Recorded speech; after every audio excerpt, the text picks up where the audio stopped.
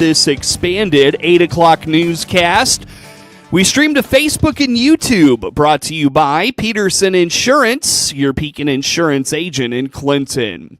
Solar is top of mind right now in Clinton and DeWitt County. At the Monday night DeWitt County Land Use Committee meeting, Chair Buck Carter questioned if it was too early to begin preparing with Cummins Engineering for the arrival of the Prairie Farms Solar Farm.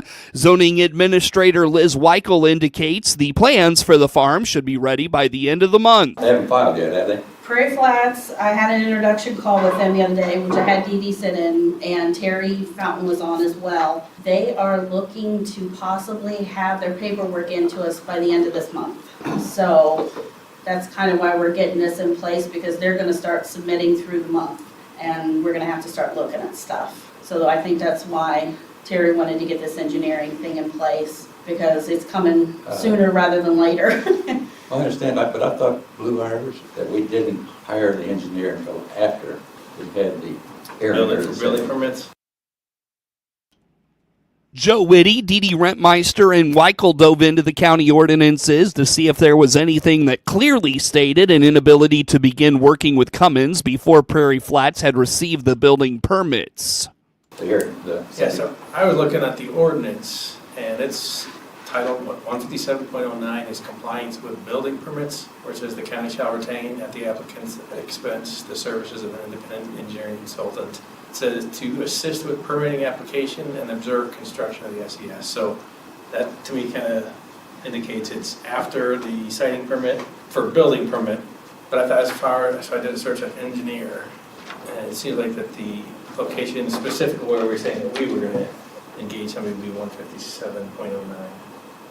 So I guess my question is, distract you from that, but do we follow this one up with another one that includes the building permit assistance, or was this intended to be all encompassing? What I can tell you is it does say in the agreement, it indicates the scope does not include the review of the proposed on-site battery storage, plan review, or construction observation. So that seems to be very narrow in scope, that this is with the siting permit application review and not so much for the second phase of this, which would be building permit review. Correct. Due to the lengthy review process, the committee decided it would be best to agree as soon as possible with Cummins. The agreement would only cover the review of the siting permits and not any actual construction. The agreement will come at a later date. Because they told us at that meeting that we had that they planned on filing by the end of the month, and Terry said this, what Elizabeth said, that to get on it because the board meeting is the 20th. Yeah. So if they do get it that last week of March, review's going to has to start immediately, because you've got 45 days. Yeah, we'd have to meet by the middle of April. Yeah. And the county board meeting isn't even until April 24th. Middle of May. And we'd want Cummings to have done their due diligence and had enough time to review everything. So I don't think it hurts to get the agreement in place, but what I want to clarify is that there should be another agreement if it's approved. If it's approved for construction. For the construction and the building permit. So this agreement doesn't cover construction. I don't think so. No. I don't think it should. No. I think so, and call this out as just really the siting permit application review. Understanding that because it does even talk about the funding, it says local funds, in parentheses, developer next AM. To me, it's the county's paying for this out of the fees from the siting permit application. While there was a brief discussion over using a different engineering firm, the committee ultimately decided to move forward to agree with the agreement to forward the agreement to State Attorney Dan Markwell before it moved on to the full county board. Weichel also informed the committee there has been some turnover within Alta Farm staff. While the sound study previously requested has been completed, Alta is also fighting cybersecurity problems that have further delayed the progress of the study. An annual tradition in Clinton schools in the early spring months is the distribution of grants from the Clinton Community Education Foundation.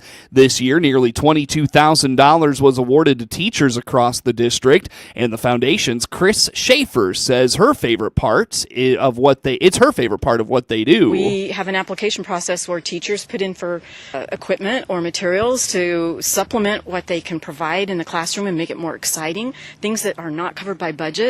And so we get these grant applications, and then we do prize patrol to let teachers know that they were selected. And it is my favorite time of the day for CCEF. Clinton Junior High Principal Jim Peck calls the foundation a blessing and believes it helps enhance an already robust lineup of offerings in the walls of the school building. Yeah, so I was looking at the ordinance, and it's extremely blessed to have CCEF and the ability to kind of put in for some of these extra things that aren't normally in a supply budget. Just the ability to throw out ideas and think about how we can expand our programs or bring in things into our classroom that just, like I said, wouldn't be a normal expense. I mean, they've been great. I encourage my staff every year, if you've got an idea, let's throw it out there. All they can say is no. And they do a great job of raising funds to be able to support us. And luckily, we've been able to get a lot of our requests answered the last couple of years. Like on the air, we have talked about our different electives, and we saw some of those highlighted here in our grants today, and it just again adds to what we are already doing, and we try to highlight that with kids. Anytime we talk about some of the special things we do, why we're able to do those, CCEF is a huge part of that. Paul Ranstead is a first-year principal at Clinton Elementary School and says it was fun to watch the grant process play out in his building last week. Yeah, it's really quite amazing the support that is available to us through the foundation. Teachers have a lot of wonderful ideas. And campaigning for the support there. A little bit of legwork up front turns out going a long way for the projects that they want to put in place for our students to have a great experience. To just see the excitement. And in some classes we visited, the students were present and their ears were like perked up and their smiles were big. Even though they may not have really understood the gesture of it, they knew something important was happening. And I think that's great to see that their teachers go above and beyond for them. They'll start to recognize that more and more. That's huge. Just builds character and works on our social emotional learning and all that fun stuff. The Clinton Community Education Foundation also hosts various fundraisers throughout the year and administers scholarships in the spring. Visit ccef15.org to follow along, and you can also find them on Facebook. It's the time of year when high schoolers are looking for those scholarships for the next step in their education. On the WHOW morning show Monday, Piatt County Sheriff Mark Vogelzang told Regional Radio the department is offering a $500 scholarship, courtesy of the Illinois Sheriff's Association. The deadline to apply is this Friday. The end of this week, March 14th, is the deadline. All sheriffs, or I'd say probably a majority of the sheriffs throughout the state, work with the Sheriff's Association. Piatt County has a $500 scholarship. So if you have a student that's going to be going off to college, you can stop by our office if you live in Piatt County, or if you live in a different county, stop by that sheriff's office or check the Illinois Sheriff's Association's website for a scholarship information in the packet. Really only about 3 limitations. You have to be a permanent resident of Illinois, and they must be utilized at institutions or higher learning within the state of Illinois. And then the student must be enrolled as a full-time student during 2025-26 school year. Although the scholarship is not just for students who plan to get into law enforcement, the sheriff notes they do take pride in assisting the education of a student who wants to embark on the law enforcement path. And it can be one of those, you don't necessarily have to go into law enforcement, but we want to help our students further their education if they're interested. You can go to 2 places. You can go to the sheriff's office within your county and or to the Illinois Sheriff's Association's webpage. Visit the Piatt County Sheriff's Office at 1216 Raymond Road in Monticello for more information. You can also log on to ilsheriff.org. And again, that deadline to apply for that scholarship is this Friday. Taylorville fire crews spent hours battling a blaze on Sunday afternoon into the evening. The fire, which occurred in the Piatt County community, happened in the 3000 block of South Spresser Street. The blaze broke out around 4 p.m., destroying the home and 2 vehicles parked outside. Emergency crews responded to the scene after reports that a male occupant was trapped inside the burning residence. However, by the time Taylorville Fire arrived, the man had managed to escape through a window. He was evaluated by medical personnel but declined treatment or transport. Firefighters described a challenging situation as the house was already fully involved upon arrival. A down power line in the front yard added to the danger, sparking as crews worked to contain the fire. Due to the intense conditions, firefighters could only attack the blaze from the outside, deploying multiple hand lines and bringing the flames under control. Water shuttle operations were required because of the home's distance from the nearest hydrant. Taylorville Fire received mutual aid from Awanaco and Morrisonville-Palmer Fire Protection Districts, and Stonington Fire covered Taylorville Station. The fire also ignited a brush fire on the east side of the property, threatening neighboring homes. Crews were quickly redeployed to prevent further spread. Firefighters remained on the scene until approximately 7 o'clock, using large amounts of water and conducting extensive overhaul efforts to put out lingering hot spots. The Red Cross stepped in to assist the displaced homeowner. The cause of the fire remains under investigation. Be prepared for that summer vacation, as prices at the pump are expected to go up due to various issues in Washington, D.C. Patrick DeHaan, a petroleum analyst with Gas Buddy, says tariffs in the nation's capital could raise prices to nearly $4 a gallon this summer. But all in all, there probably will be some impact here. Not so much today, tomorrow, or next week, but over the next few weeks, these tariffs could boost gas and diesel prices by anywhere from 5 to 15 cents a gallon. Well, I don't think we're going to see anything near record-setting levels, and I'm hopeful that we will see cooler heads prevail and these tariffs will start to move backwards. I think this summer we'll see gas prices across most of the country hovering in the mid-$3 range.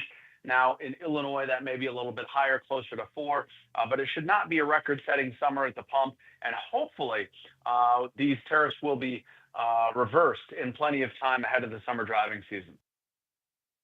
The average gallon of gas in Illinois sits at $3.21 a gallon. The Illinois Farm Bureau's actively engaged student of the month for March is Owen Coker from Richland County High School in Olney. 4-H and country clovers have been a big part of his life. I started out actually as part of the clover buds there, which it's really big on me how big family is, because my grandma was my clover buds leader, and then now that I'm actually in country clovers, I have my mom and my aunt as my leaders, and I've had most of my cousins go through this 4-H program. So it was always big when I was a little kid. I was like always something that I was looking forward to doing, and I'm really happy that I'm able to do it now and really take it full throttle, because I'm currently the country clovers president for our club, and I kind of slowly worked up doing all the officer positions. And some of my best memories doing the country clovers is during our fair week showing my woodworking projects. My favorite one is I made a swinging bed, and taking that to state fair was a really cool experience for me, because this thing was huge, and me and my dad had to work really hard to even get it through the door at the State Fair building. Coker is also an Olney FFA'er, student council member, and a multi-sport athlete, as well as an FCA student chaplain. News time is 22 minutes after 7 o'clock on this, or rather 8 o'clock, on this Tuesday. We take a look at obituaries for this morning. 93-year-old Sharon V. Gardner of Denton, Texas, formerly of Clinton, passed away February 19th at Carriage House Assisted Living in Denton, Texas. Services for 93-year-old Sharon V. Gardner will be at 11 a.m. Tuesday at Calvert Funeral Home in Clinton, with Stephen Gardner officiating. Burial will follow at Maroa Cemetery in Maroa. The visitation will be from 10 to 11 a.m. Tuesday, today that is, or next Tuesday, at the funeral home. Memorials can be directed to Concho Hearts Hospice of San Angelo, Texas, or Anchor of Hope Hospice of Plano, Texas. 71-year-old Janice P. Sprague of Clinton passed away on March the 6th at HSHS St. John's Hospital in Springfield. Arrangements are incomplete at Calvert Funeral Home of Clinton.